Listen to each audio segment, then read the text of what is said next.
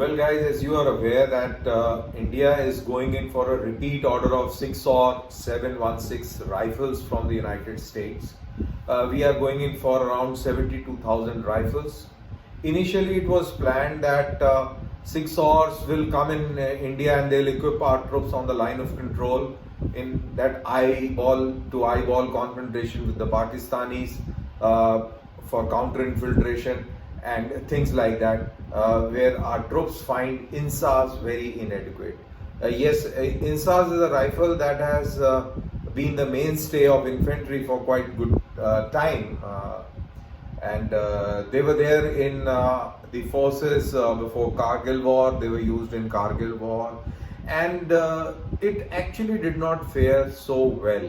I mean, Indian army troops never felt very comfortable with INSAS, and despite the fact that INSAS was thrusted upon the Indian soldier, the government of India had to buy AK-47s to duplicate and have an overlay when these troops were deployed on the line of control or in the counter-insurgency environment. After a very long search, government got into a fast-track procurement wherein 72,000 6 or 716 7.62 mm rifles were to be imported from the US. They have already started pouring in, and our troops on the line of control they have started receiving this weapon. Now all of a sudden, just a few days back, we are surprised that Indian Army has repeated that order. When you go into that detail, you realize that this repeat order comes because we have not been able to finalize AK-203 production in Amethi, which was inaugurated by Prime Minister of India. Yes, AK-203 series rifle was to be the mainstay and replace INSAS. So the overall plan was that AK-203 will be the main personal weapon of Indian Army soldiers and infantry, while on the line of control it will be 6 or 716. But now with this repeat order, we are having nearly around 1.5 lakhs of 6 or that are going to come in, and Amethi business is yet not on track because the Russians and the Indians have not yet arrived at the costing part of it. Now both these things, let me tell you, are a great setback to Indian industry. There are number of Indian players that are into manufacturing that are having their own designs. They are having memorandums of understandings with the foreign companies, and they are all set to make in India small arms dream come true. Now when you go into these fast track kind of agreements, then everything goes for a 6, because see what happens is that if you say contact an Indian company, okay, will you be able to deliver me this particular rifle? He'll say yeah. So okay, fine, if you are willing to deliver me this rifle, then please we'll give you a schedule and you have to go and test this weapon in various places like deserts, mountains, glaciers, riverine, jungles and humidity, high humidity levels, etc., etc. So that guy has to go in all these places to prove his worth. When you get into this fast track procurements, government to government deals, then these rules do not apply. For example, 6 or never went through any of these trials as far as I know, and they were just picked up, and there you are. Same goes with AK-203 series. Government has gone into government to government deal, and now we are setting up a company, a manufacturing plant in Amethi, which is yet to kickstart because, as I mentioned, there is some issue on the pricing. Now I was just going through various details. It is not that we do not have great players.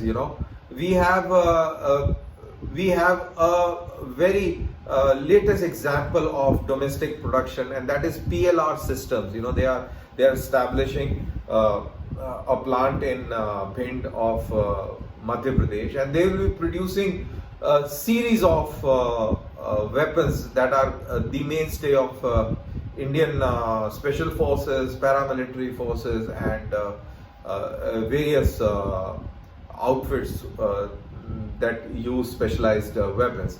They are Galil sniper rifle, Uzi Pro submachine gun, then Masada pistol, and Negev light machine gun, and likewise. So so these guys are producing. They have established a plant. They are producing parts for Tavor, which is there with the Para SF. Then another good company that I would like to mention here is SSS Defense. You know, Bangalore-based company, and during the Defense Expo this year, I happened to interview the CEO over there, and a great insight into the way these guys have gone by into developing their own indigenous weapon system. They are into sniper rifle and assault rifle and anti-material rifle, and incidentally they have their own intellectual property rights, you know. So all this is there in India, and I wonder why we are running after the foreign brands when you have got Indian options, you have got pure Indian options, then you have got Indian manufacturing, manufactured weapon options like PLR Systems. Then we have got Bharat Forge of Kalyani Group. You know, they are also tied up with foreign players to manufacture weapon systems. So what I'm trying to basically say is that it is very unfortunate that we are not giving a level playing field to Indian manufacturers. If we don't do that, then how do we intend to achieve that so-called Atmanirbharta that Prime Minister has said? Where is the problem? Who is putting those stops? Why are we so interested into the Firangi stuff when we have got options available? If you ask me, if I have to put my bet, I would definitely go in for SSS Defense, because I have personally seen their weapon, of course, in a pavilion where it was on display. So these arms manufacturers can be given a chance to prove themselves. Then Kalyani Group, of course, very passionate. Mr. Kalyani is extremely passionate when it comes to building up arms, and that guy has done a phenomenal work.